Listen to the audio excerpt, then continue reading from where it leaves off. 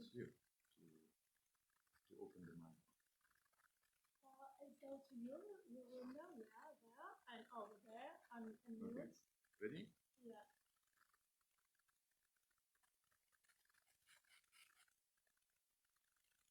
Good day to you, everyone.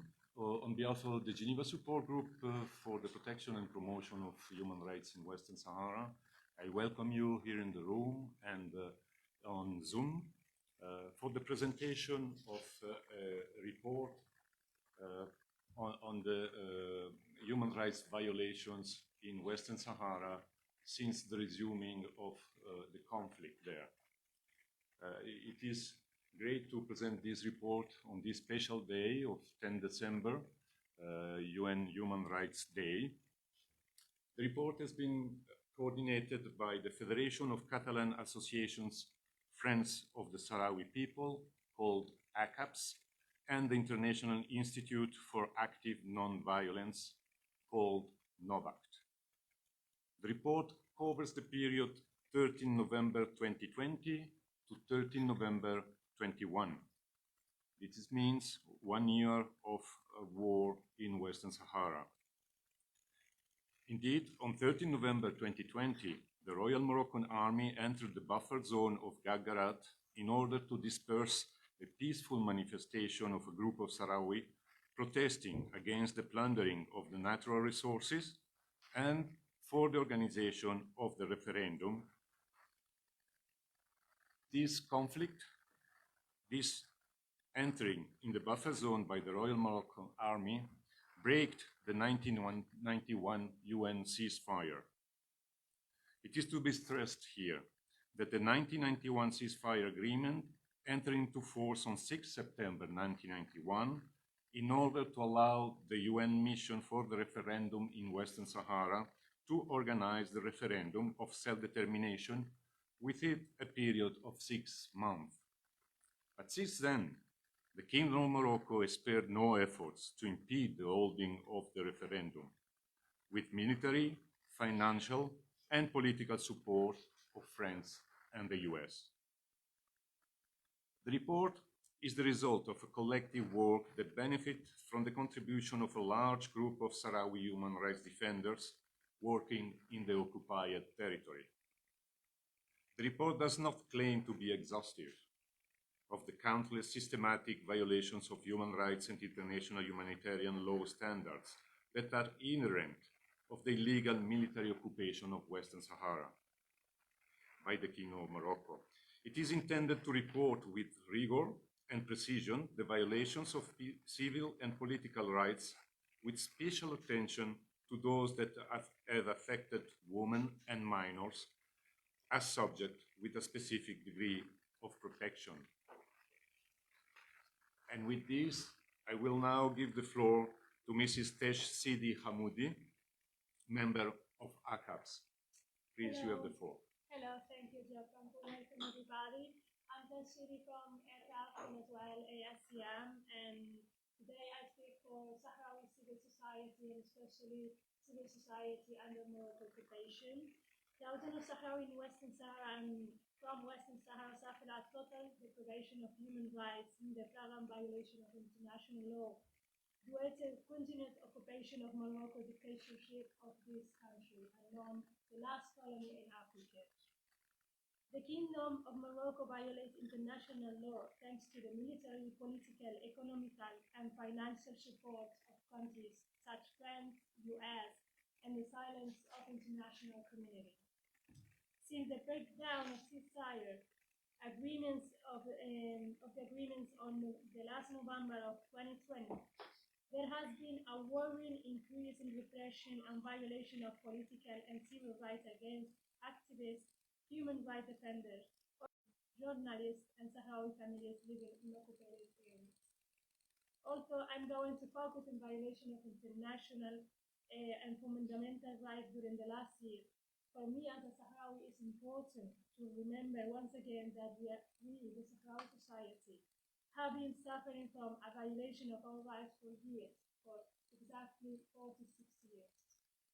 Morocco systematically violates our fundamental rights in occupied Western Sahara and even more since the ceasefire agreement in the last November, imposes an informative blockade and prohibits access to journalists, politicians, and human rights observers to occupied Western Sahara territory. Only Sahrawi women in the occupied area are able to make visible the systematic repression and violation of rights they suffer, risking their physical integrity every time they do so. We, the Sahrawi diaspora, are the only loudspeakers in the occupied territories. It is our responsibility to show the world this atrocity, as neither the media and not even the European Union want to echo them. That is why we represent this report today to all of you. The case of Sahrawi activist Sultana Haya is only the tip of the iceberg of the repertory of violation that the Kingdom of Morocco has been perpetuating on the Sahrawi civil society.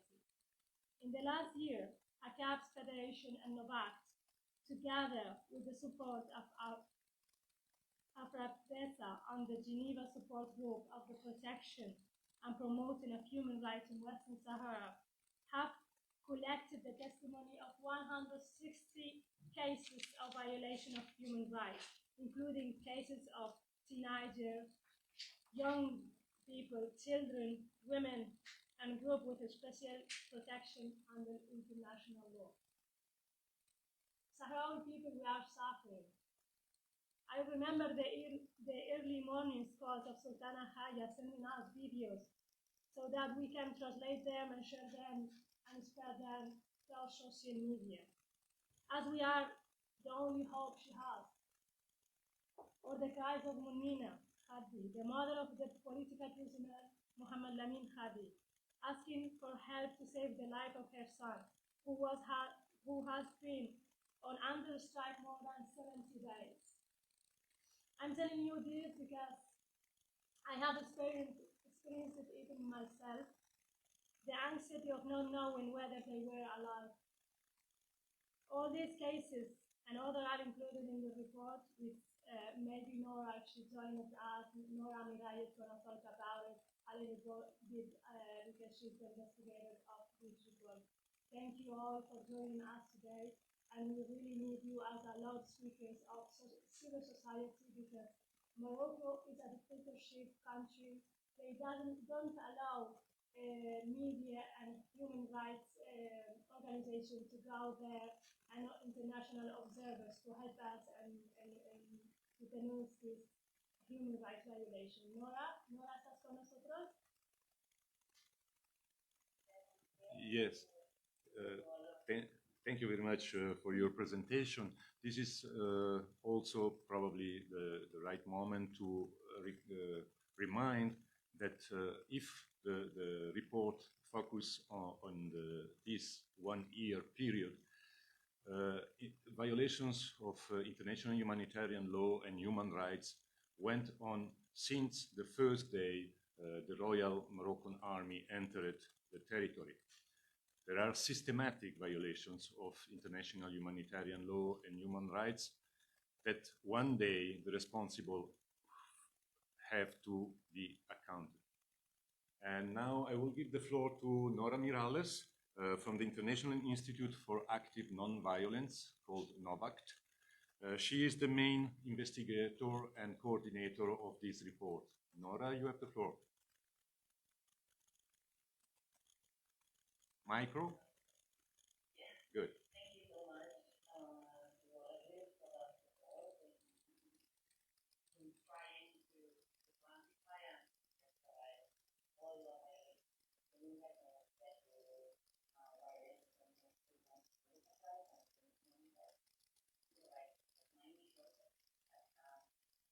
against very knowledge that we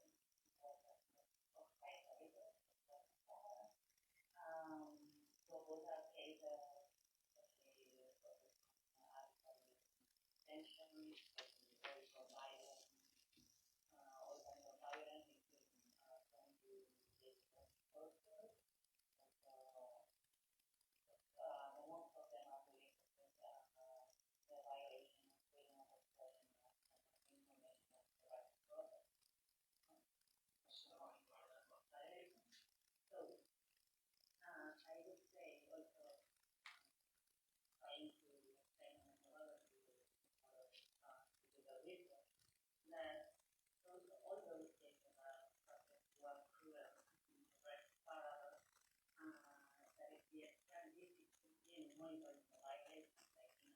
legal representation rate. My colleagues say that after on month human rights. So it's really difficult to get all of these violations to break over the wall that is I'm going to try it. I say that not enough vision, not enough legal, so that was violence that in the end only we can another human rights that is violation without the focus of the international community without for having being in that situation where they try to the very conversation but there is no reaction on behalf of the international community. So we try to gather more than 20 defenders of human rights and activists that have been reflecting all the information, trying to speak with all the people that have been suffering all these violations. So we want to part of the work with human rights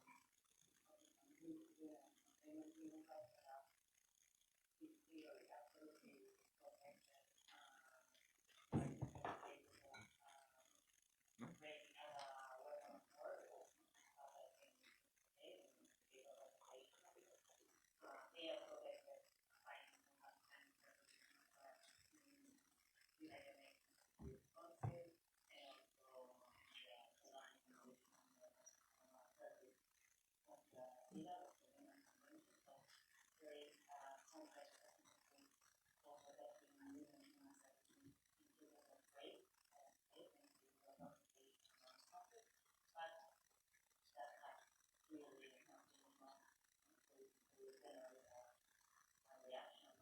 protected. So we have this group of 20 defenders of human rights that they are located in the occupied territories, but also in the Diaspora and Intercam, that have been absolutely really key to this report because they actually own that national defenders and international organizations. They are generally items that we have in the occupied territories. So they have been and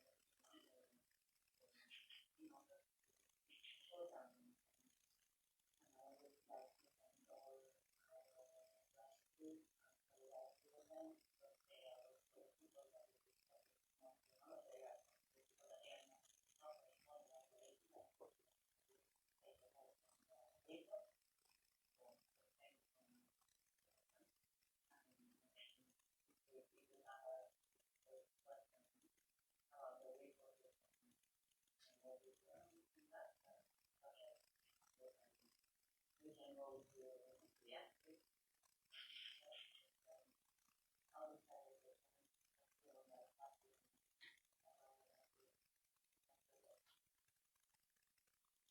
Thank you very much, Nora. And indeed, as you stressed, Tesh and Nora, there is a blocking of the territory by the occupying power, the Kingdom of Morocco, for many years now.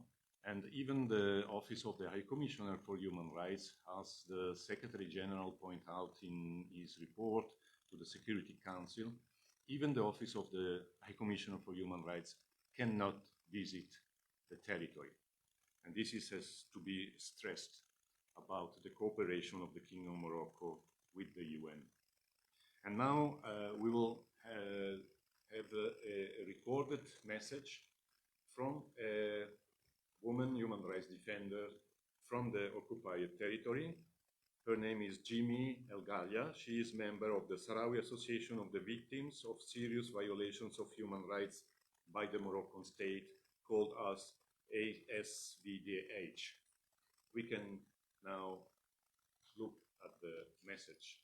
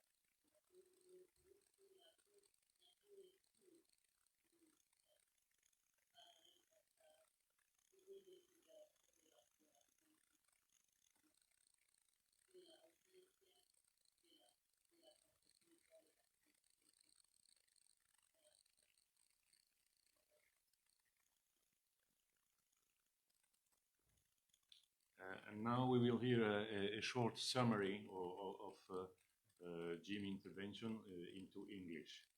Yeah, I don't know to summarize it. We all talking about all human rights violation against civil society under Morocco occupation in occupied Western Sahara. Khaled Dinji was arrested for years in a secret jail in Morocco. As a lot of people know, she's a huge activist for human rights in Western Sahara. She advised us about the blockade of a newspaper, international organization of human rights in Western Sahara. She's calling you, calling newspaper, calling human rights and the UN and human rights defenders to save the life of the people of Western Sahara and civil society of Western Sahara. She said that Western Morocco is attacking especially women, children, because they know that it's or like me of Western Sahara people is children and women are the most sensitive part of our society, so they try all the time attack them. There are arbitrary arrests, like the case of Sultana Khaya, that she participated last week with some of women in a pacific protest in the street of La'youn, and they were tortured. They accused them, they intimidated them. So she's calling, please, to save the Sultana Khaya family. That this kind of repression and torture is never. She never saw it before, even under Hassan II kingdom. Especially, she's calling the UN, she's calling Europe, she's calling countries where human rights really matter to help on this, to speak up for Western Sahara, to send observers there, to really do the commitment they started in '91 with Sahrawi people society. And she called as well for our self-determination referendum that never came. In our right, we are in our right to come back to our country, to be in the behalf and to be together as a society and as a family. So she summarized basically all what we said about human rights violation, women violation, sexual assault of that suffered Sultana and her sister Wa'ara, and another activist in Western Sahara. That Sultana is only one case, but there are a lot of cases in Western Sahara under repression that we really don't know about them.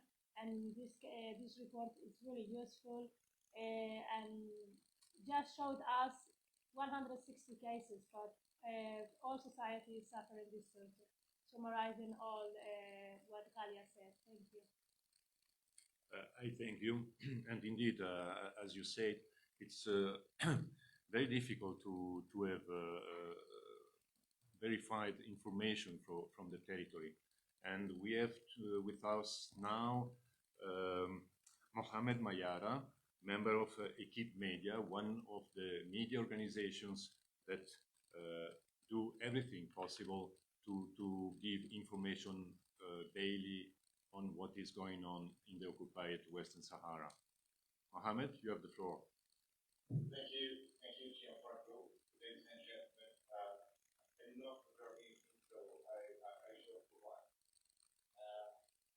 I think the situation that is going is, do you hear me here? Yes.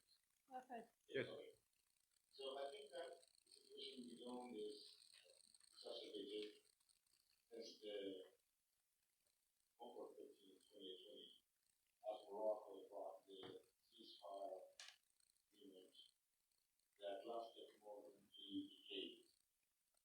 And of course, we have to recall the sacrifice of Michael Reed's elements that they had in prison. The Sheikh Khader, who suffered, exiled for more than 11 years, as well as the parade who is on hunger strike and prevented from the visit, and his family have no idea of his fate since more than 3 months. And as well as Mohammed al-Bahari, who has been arrested in 2015, and he was sentenced to 12 years, commuted to 6 years. And then, as he was released, he was even into surveillance. It's like what's happening to Sultana Kenya in the House of West, particularly downtown. Really, I would like to explore this opportunity to express my solidarity, express my support, unconditional support to Sultana Kenya and Sultana, that they are tried in the south, from the Sahara. And I think that it was really shocking.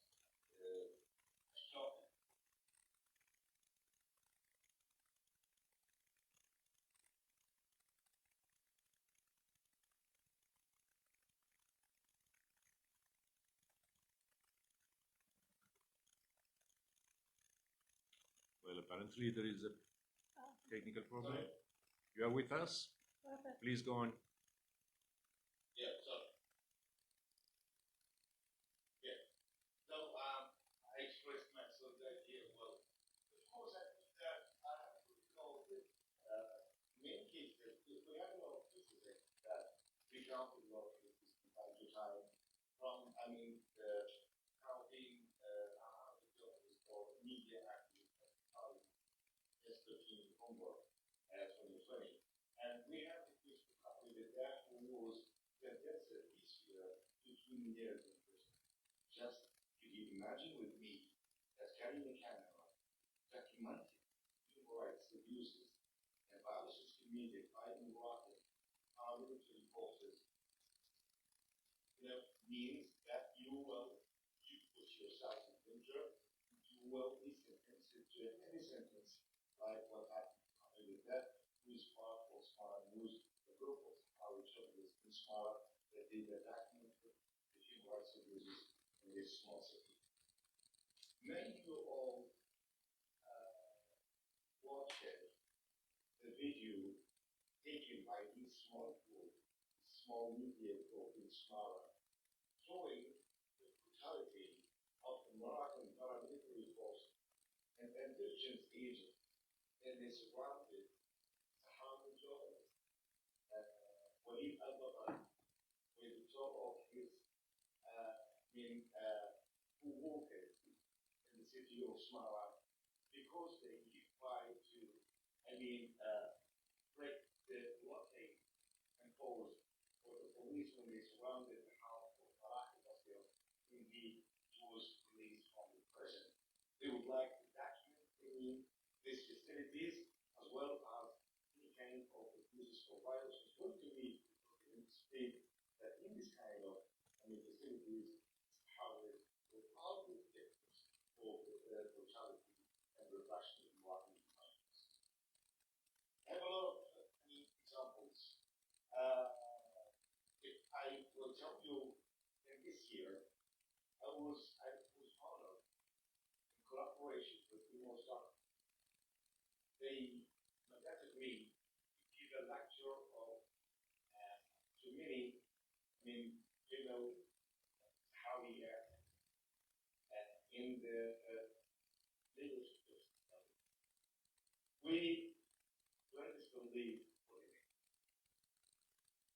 And we tried to organize this workshop or lecture, we say, in one of the private houses here in Lyon.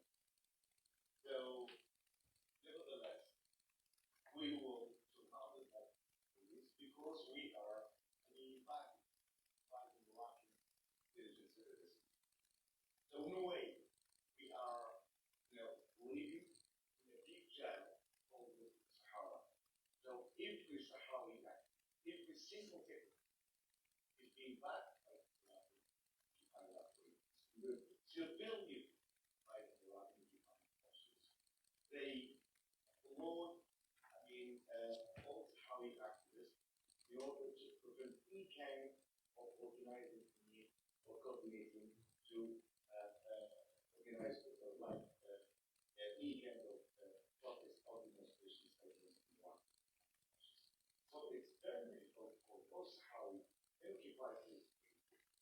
to organize any kind of projects to show that solidarity for Sultana Khaya as she is suffering.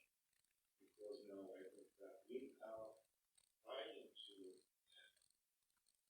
collect the feedback of the people and to answer the question raised by many Muslim people.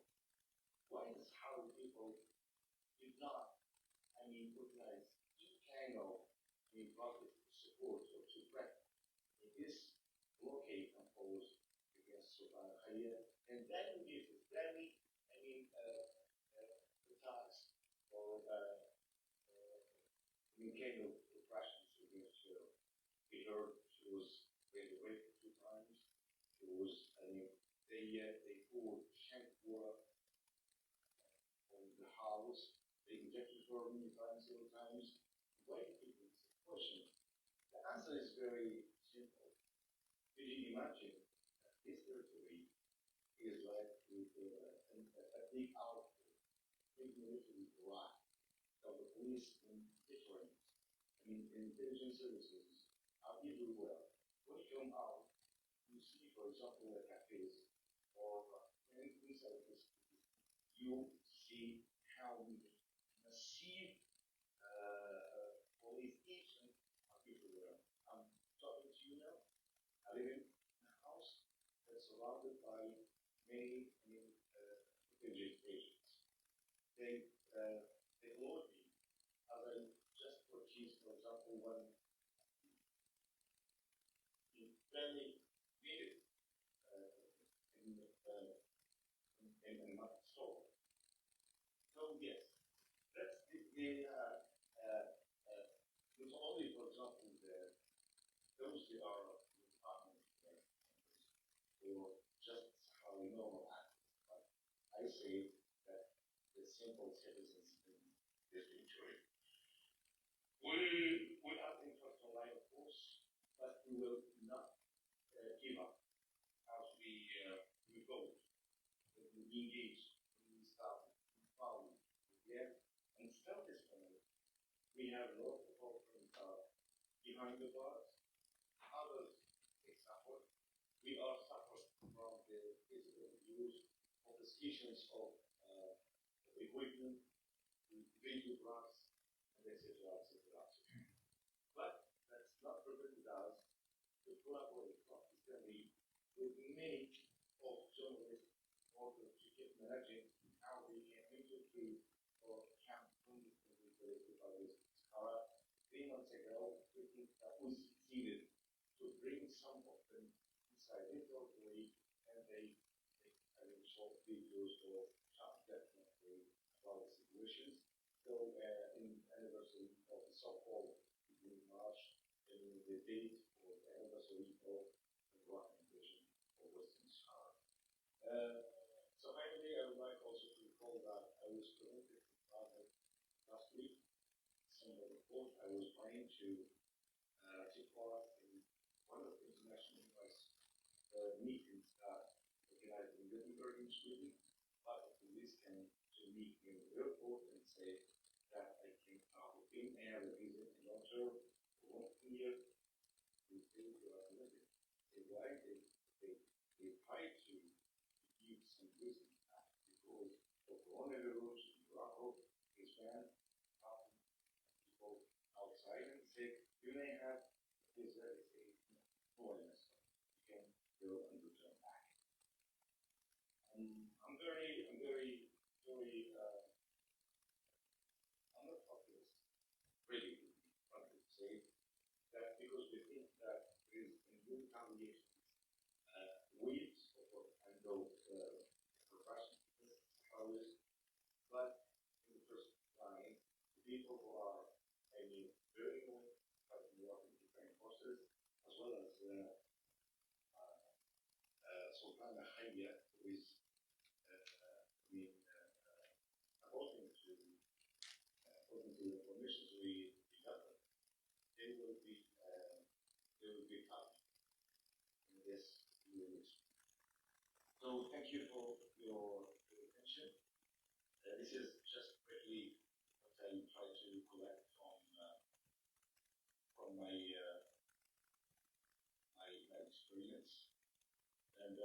I'm ready for your questions or hearing from you.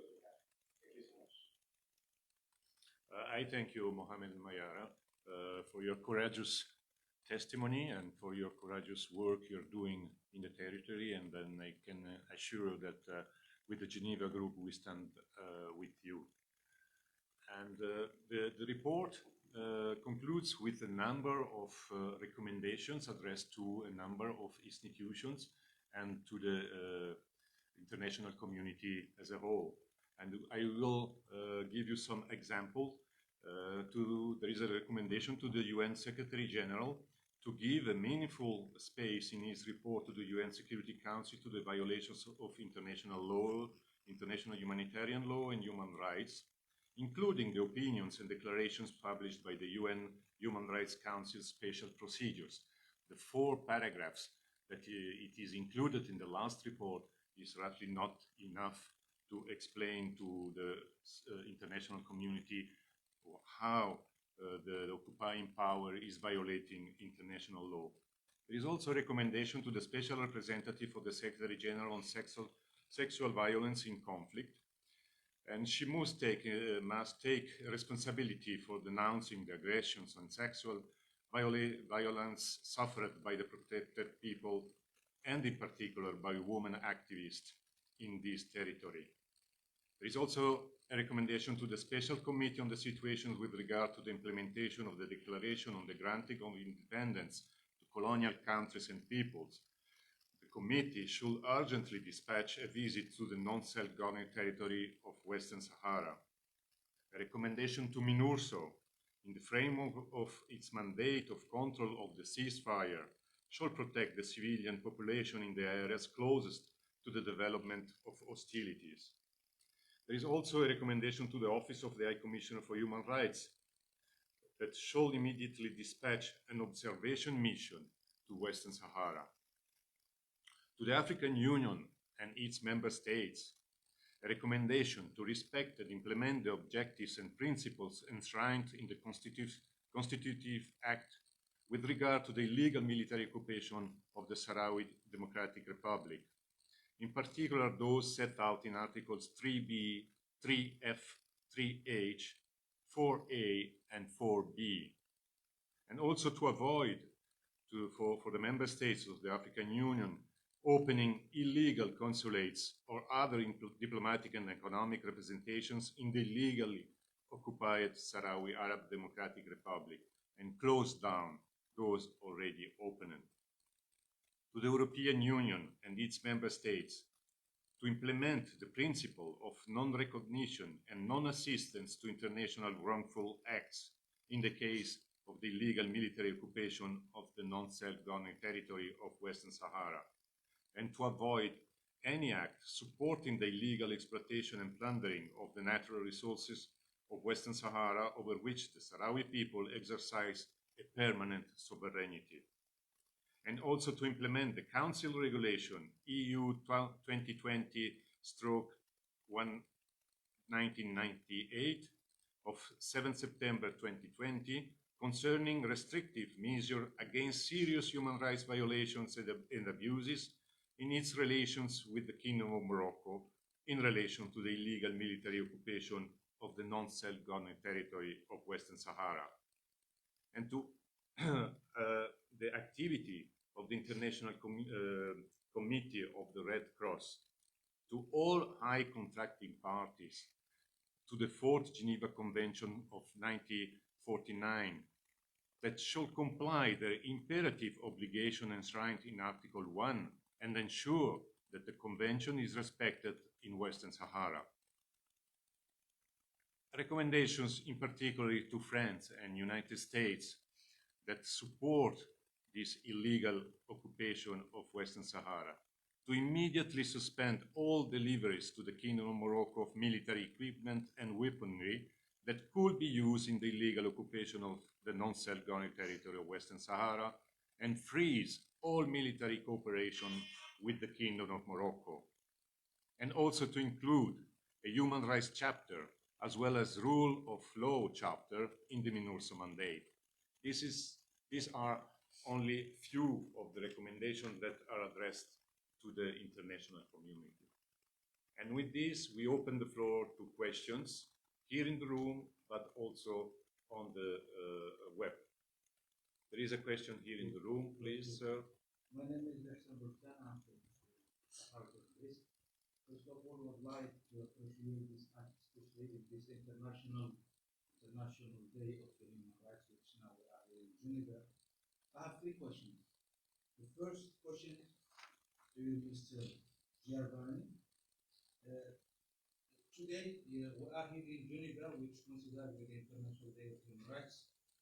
How do you evaluate this role of the international, especially the international interest about what we have just been talking about, this sudden increase of human rights in the Sahara, especially after this year?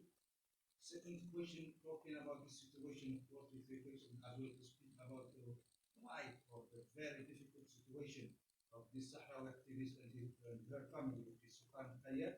So, how do you see the role of not only the international organization, but the governments in general, especially what you have just mentioned, French and United States of America about this case? And speaking even about the role of nations, I'd like to ask, and this is my second question, to Ms. Nora Meral from Spain, how she can see the role of the Spanish government about this plight situation in the occupied territory of Western Sahara, especially what's the role of the Spanish government now to protect these Sahrawi activists who are defending the human rights in the occupied territories. The third question, speaking about the situation of journalists in Western Sahara, I'd like to ask Mr. Mohamed Mayara, how can he tell, or how can he call, or what's his speech to international organizations, especially that has to do with the field of journalism, like the international journalists, like the other journalists, to protect the Sahrawi journalists in the occupied territories? Thank you. I thank you. You raised very important questions. About the Office of the High Commissioner for Human Rights and the International Committee of the Red Cross. Of course, we think they are not doing enough. In last June session, the High Commissioner said in front of the Human Rights Council that the office is following remotely the human rights violations in Western Sahara. We think that the office should go to the territory and not just follow the issue remotely. Of course, the occupying power will object, and in fact, it is objecting since 2015, when the only technical mission took place in April-May in the territory, occupied territory, in the liberated area, and in the refugee camps. And this technical mission was supposed to take place every 6 months. Following the first visit and the report that was shared with the parties, the Kingdom of Morocco decided to close the doors. And this is unacceptable. The Office of the High Commissioner also took some decision at the Istanbul International Forum, World Forum for Humanitarian Issues. And among these, the office stands for denouncing serious violation of international humanitarian law and human rights law. But we don't hear anything since 2015. About the International Committee of Red Cross. International Committee of Red Cross is everywhere where there is a war, but they can do only what the people exercising the power, whether it's a state, liberation movement, or anything, even ISIS, for instance, what the people who is exercising the power let them do.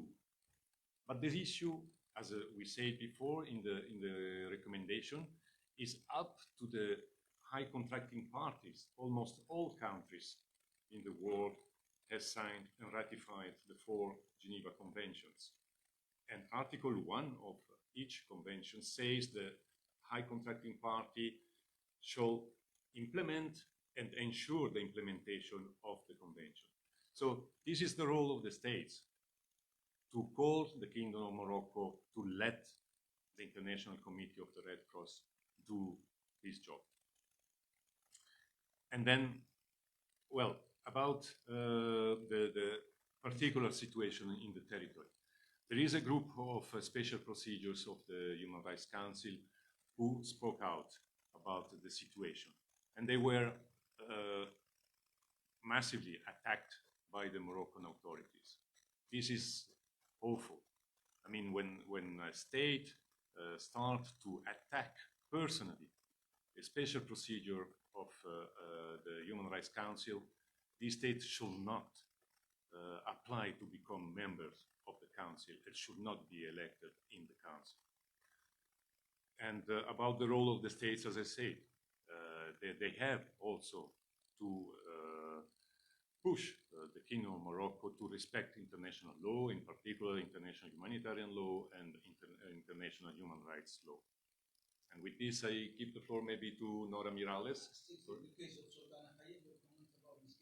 Maybe we let Nora to answer. Thank you. Nora, you have the floor. Yeah, okay. So you were asking about the responsibility of the family state. This is one of the aspects for which we work with the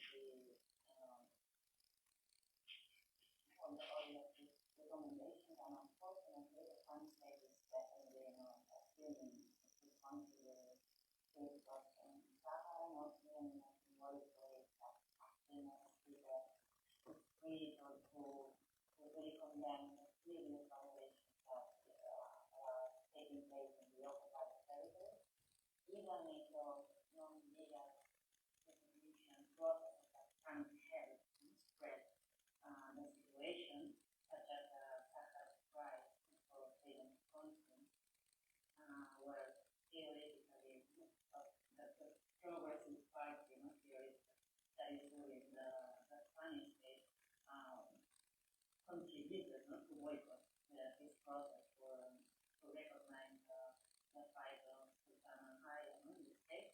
So there is a partner that is trying to change the situation, but at the minute, the real responsibility is something that the Spanish state is not assuming. Responsibility for the process, for affect domination for Western Sahara, and it's not something that almost is going to change soon, unfortunately. Thank you very much, Nora. And now I give the floor to Mohammed Mayara, please. Yes, I would like to thank my colleague Hassan for his question, his concern. Of course, we started since because one of the aims that we like to achieve was to reach an outcome. We are doing, for example, our articles or our material in different languages. Only, for example, that Arabic, English, as well as other foreign languages. But specifically, I think we're being touched for the first time as far as media inside the territories with many international organizations that defend the rights of jobs, like medicine, Office Without Borders. Recently, in 2 years, we've been in touch with refugee, the International Committee to Protect Journalists, and New York. So, for the first, we were able, or we succeeded to collaborate with a research that was for 3 decades working in Tiro, Morocco, and it was the first time that we did first even more research into this freedom in this North Autonomous territory, which is Paris' school section is unveiled in June 11 alongside with the India. So the reports name it Western Sahara, the desert for journalists, and the achieved lives and the difficulties of with media, other Sahrawi media decided on the 522. And it was very, very interesting in order to push Morocco or to stop the Sahrawi German. So unfortunately, next one, these things that we're dealing with the CPG, that we face a lot of obstacles in terms of need.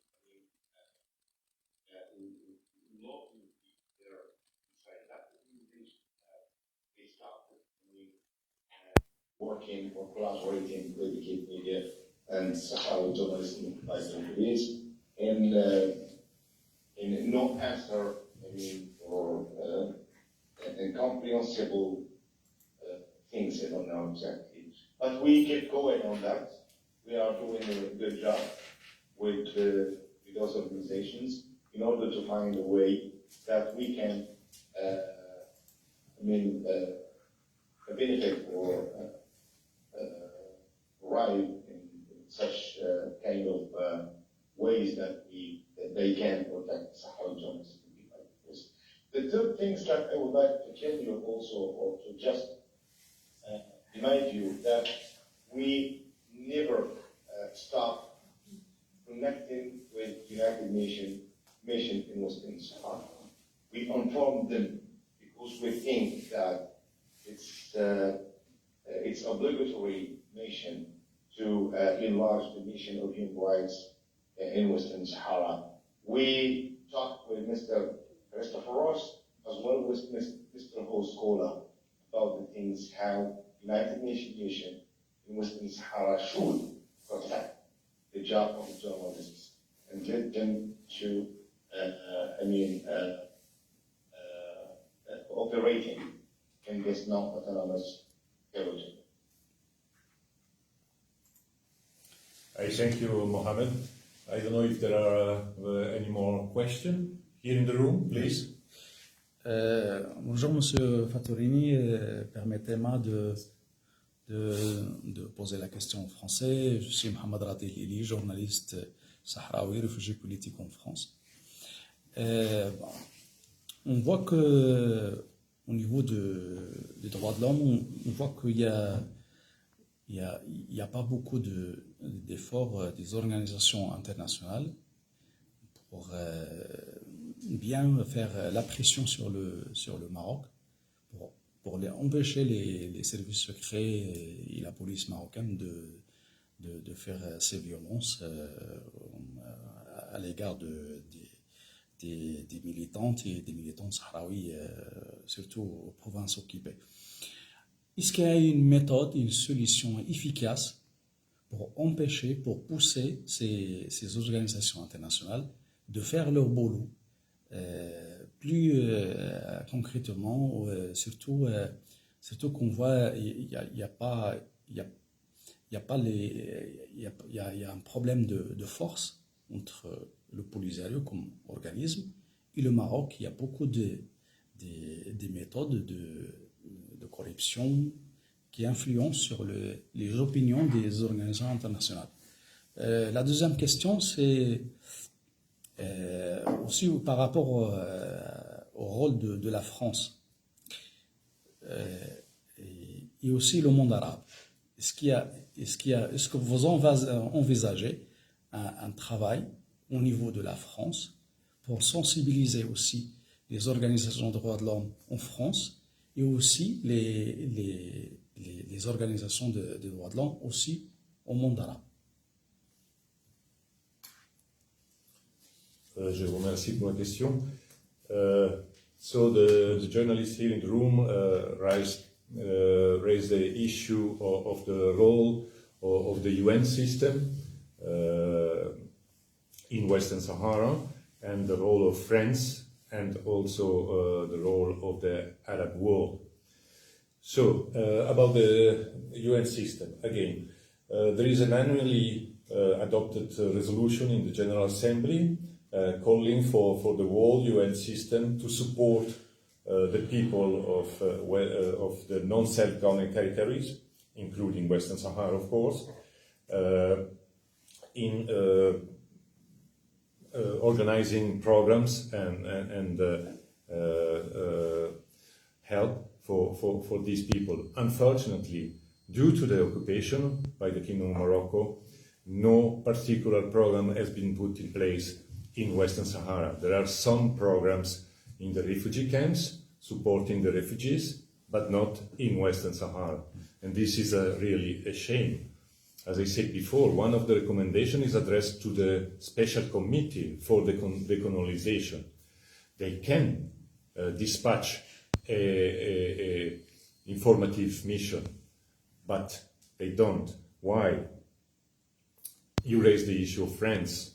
Of course, France is playing a vital role in protecting the Kingdom of Morocco in the UN system and in the European Union, as you know.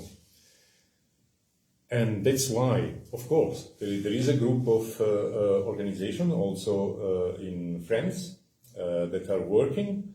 They are in regular contact with the Foreign Affairs Ministry, even with the people of the presidency. And they, of course, they ask for the international law simply to be implemented in Western Sahara. But unfortunately, these big powers, they apply the international law as they want everywhere in the world. And there are many, many examples, and one of them, unfortunately, is Western Sahara.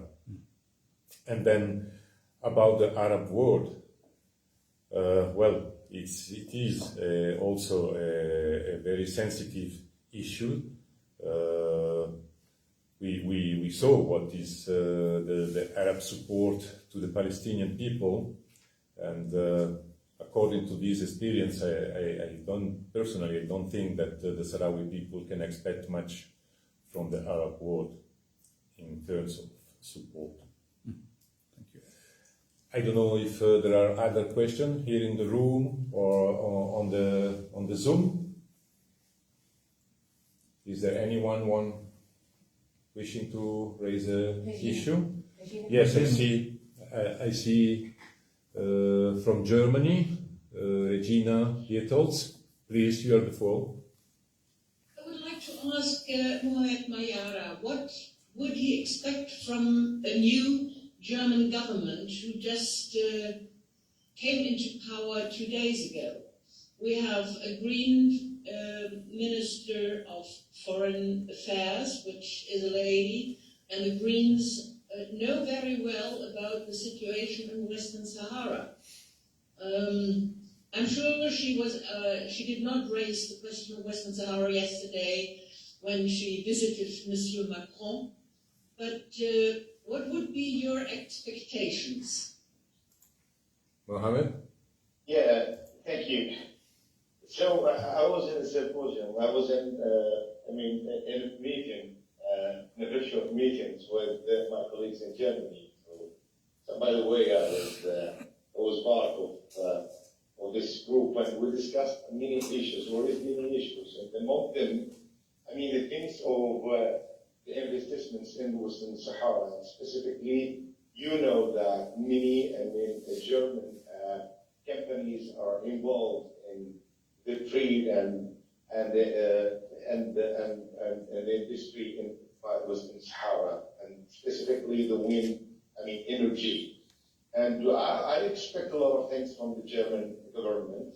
We are, as normal citizens here in the Western Sahara, we hope that they will play an important and a vital role to push United Nations to stop, this grave violations of international law, and to support the efforts to enable the Sahrawi people from his inalienable right for self-determinations.